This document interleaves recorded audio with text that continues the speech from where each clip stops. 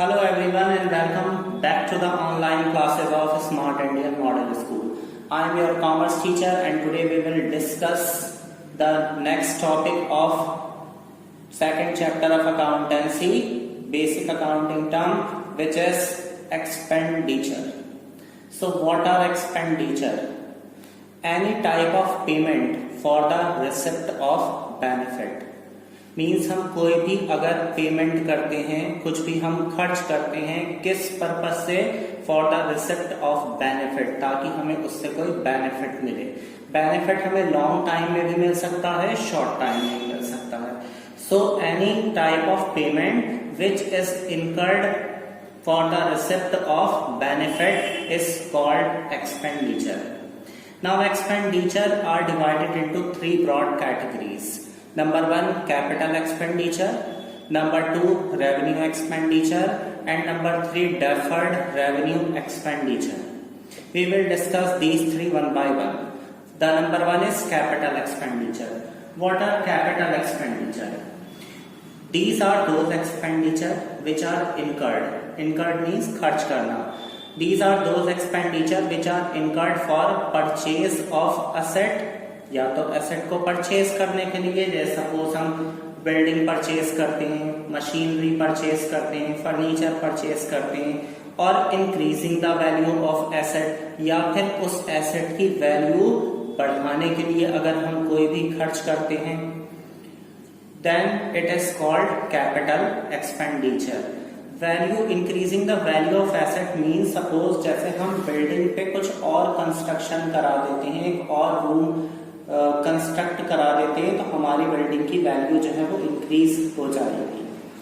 Benefit received over a long period means the benefit of capital expenditure. जो capital expenditure से हमें benefit drive होगा, मिलेगा, वो over a long period of time, हमें काफी लॉन्ग पीरियड ऑफ टाइम के लिए उससे बेनिफिट मिल सकता है कैपिटल एक्सपेंडिचर से। And these type of expenditure are recorded or written in balance sheet on asset side. asset side में balance sheet की asset side में capital expenditure को note किया जाता है। The second one is revenue expenditure. What are revenue expenditure?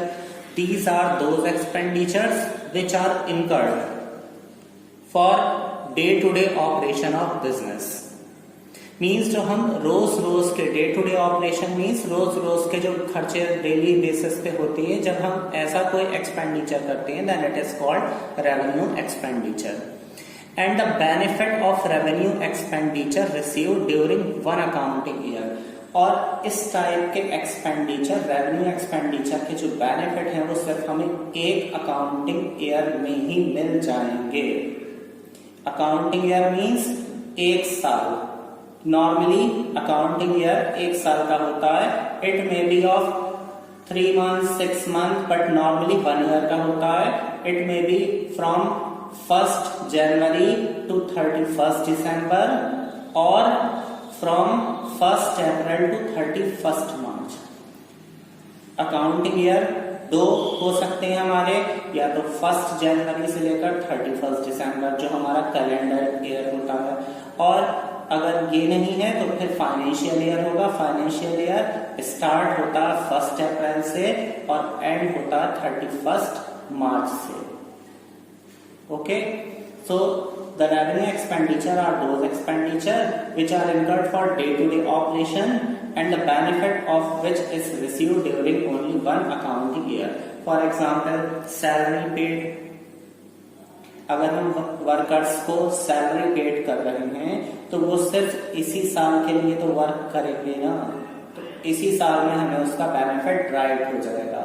Rent of building और factory paid, rent अगर हम बिल्डिंग की पेड कर रहे हैं तो इसी साल से रिलेटेड होगा, जो करंट ईयर है इससे रिलेटेड होगा, और इसका बेनिफिट सिर्फ हमें इसी ईयर में मिल जाएगा। The next is deferred revenue expenditure. What are deferred revenue expenditure? Revenue in nature. Deferred revenue expenditure are those expenditure which are revenue in nature, but the benefit of these expenditure derived over a number of year। Means है तो ये revenue nature का ही item, revenue expenditure जो day to day operation का है, nature तो revenue का ही है, बट इसका बेनिफिट जो है वो एक साल में ना मिलकर कई साल तक हमें इसका बेनिफिट मिलता है। तो we can say that deferred revenue expenditure is a combination of capital and revenue expenditure, and the benefit of deferred revenue expenditure is derived normally from 3 to 7 years। 3 से 7 साल तक ही इसका बेनिफिट हमें मिल जाता है। फॉर एग्जाम्पल, जैसे कि हम अगर एडवर्टाइजिंग पे कुछ अमाउंट स्पेंड करते हैं, फाइन, हमने एडवर्टाइजिंग पे कुछ सपोज कर लेते हैं कि हमने ₹2 लाख एडवर्टाइजिंग पर खर्च किया। एडवर्टाइजिंग किस लिए कराते हैं? अपने प्रोडक्ट की सेल्स बढ़ाने के लिए, प्रोडक्ट को प्रमोट करने के लिए मार्केट में। और फिर क्या किया हमने ये आइडिया लगाया कि इसका जो बेनिफिट होगा, एडवर्टाइजिंग का बेनिफिट जो होगा वो हमें सिर्फ एक साल में तो नहीं होता ना। हम टीवी पर अगर ऐड देते हैं, न्यूज़पेपर पर या कहीं पर भी ऐड देते हैं, तो हमें उसका बेनिफिट लॉन्ग पीरियड में मिलता है, ना कि शॉर्ट पीरियड में। तो हम एक एज्यूम कर लेते हैं कि इसका टाइम जो होगा वो 5 इयर्स होगा, बेनिफिट हमें इसके 5 साल तक मिल जाएंगे।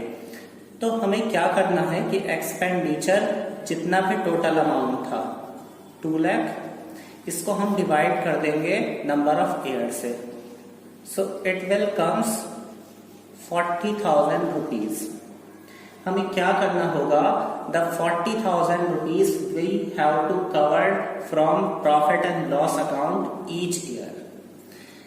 हम एक साथ 2 लाख रुपए प्रॉफिट एंड लॉस अकाउंट से कवर नहीं करेंगे, बल्कि उसको नंबर ऑफ ईयर से डिवाइड कर पार्ट्स में तोड़ देंगे और एक जो इंस्टॉलमेंट निकल कर आएगी उसको हर साल हम प्रॉफिट एंड लॉस अकाउंट से कवर करेंगे। It means that we have to cover ₹40,000 from profit and loss account each year till 5 year. 5 साल तक हम 40,000 रुपीज कवर करते रहेंगे। कहां से? प्रॉफिट एंड लॉस अकाउंट से।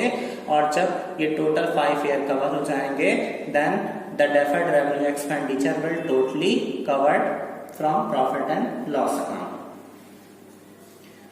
So these are the 3 types of expenditure which I have explained in this video.